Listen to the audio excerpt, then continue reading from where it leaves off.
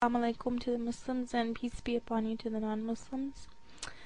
Someone had asked me in my video where I described why I left my original religion, why I didn't consider becoming a Christian. So I wanted to kind of just briefly explain my encounters with Christianity. And I want to briefly just get Catholicism out of the way. I never really considered Catholicism because I think that as an official church, it has too many questions to answer and too many problems to deal with, like the Inquisition and selling of indulgences and things like that, which an informal religion would not have to deal with because it wasn't an established institution. So, but as the papacy is supposed to be from God and is supposed to have some moral authority, I think if you're Catholic, you kind of have to explain everything bad that's happened, and I don't think you can. But as far as mainstream Christianity goes, my first encounter with that was when I was in high school. I had a friend who was an evangelical Christian, and she kind of told me that I was going to go to hell. And I asked her why, and she said, because I hadn't accepted Jesus. And I said, well, yeah, I did. And she said, no, you didn't really mean it. And she had a sister who was having a baby out of wedlock. And I said, what about your sister? You know, I've never done anything like that. And your sister's going to have a baby. What about her? And she was like, well, she's accepted Jesus. Well, you have not. So that was my first encounter. So the second encounter that I had was when I was in the army. I went to a Protestant service during basic training because I couldn't go to my church for the first week. And it was kind of in a big auditorium. Everyone was kind of singing and crying and acting really weird. And it just seemed kind of like a concert, and it didn't really feel very spiritual to me, so I really didn't like it. And so when I left my original religion, I didn't really even consider becoming a Christian because I didn't like how, and I thought this was a universal doctrine, but I guess there's some dispute. But I thought that everyone believed that as soon as you accept Jesus, then you're guaranteed to go to heaven and you don't have to do anything for it. And I thought, well, that doesn't make any sense. It doesn't really have anything to do with what it says in the Bible. And it seems like it leads people to do whatever they want, which is what they do because we're human beings. And also, I have a problem with the idea that Christians, at least where I live, are politically conservative. If you read the New Testament, you would think that everyone who's Christian is a poor, people-loving, war-hating kind of crowd, and they're quite the opposite, it turns out. You know, it seems like they want war more than anyone. Seems like they complain about taxes and people living off of other people and things like that more than anyone else, and doesn't really make any sense.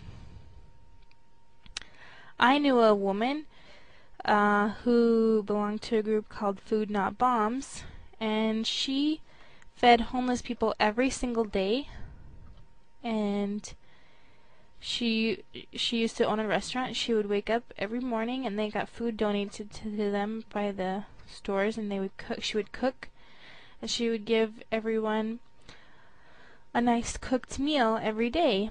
And I used to go and talk to the homeless people, and they told me about how their lives were and how they were treated, and it was just very difficult.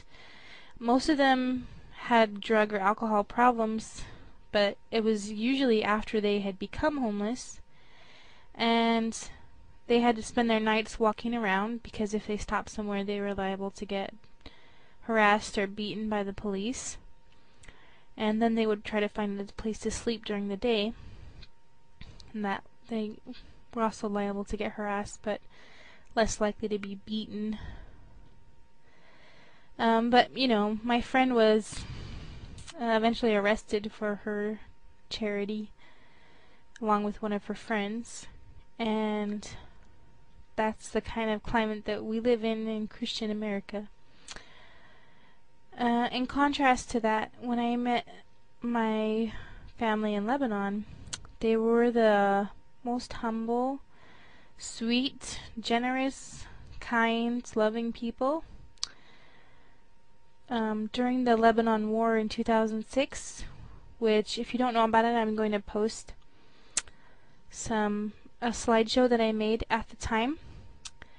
I wasn't Muslim then, and it was really horrible for me, very traumatic. I was really upset. I couldn't stand the idea that bombs were falling and there were people that I loved there and I couldn't do anything about it. One day, I screamed in my car when I was alone and I cried a lot. But I was able to get a hold of my mother-in-law once during the war, and she lived in the South, so she'd had to escape. They had stayed for about a week and a half, and buildings were bombed around them, and so eventually they decided to leave. It took them 3 days to make a trip that usually should take 2 or 3 hours. And I talked to her, and she didn't complain at all. She totally put her faith and trust in God. She was more concerned about me than she was concerned about herself. And I just can't imagine that when I see people around me. I can't imagine that kind of reaction from someone I know here. And also my father-in-law, who passed away before the war, he was a prisoner in a torture prison camp in southern Lebanon called Khiam. And he was tortured for 2 years while his children were young. And I asked him what he thought about Israelis, and he said, well, it's just like anywhere. There's good people and there's bad people. And compare that to John McCain, who as late as 8 years ago said that he'll always hate the Gooks. And I just thought it was remarkably magnanimous, and he was totally at peace with himself and the world.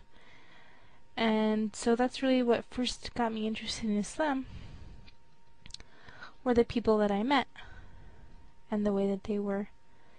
And I've since met so many good Muslims I can't even describe. I just love to be around Muslims. I love to spend my time talking to them, being with them, because I feel totally at peace and happy and accepted, and it's just a feeling like I don't have anywhere else. Assalamu alaikum.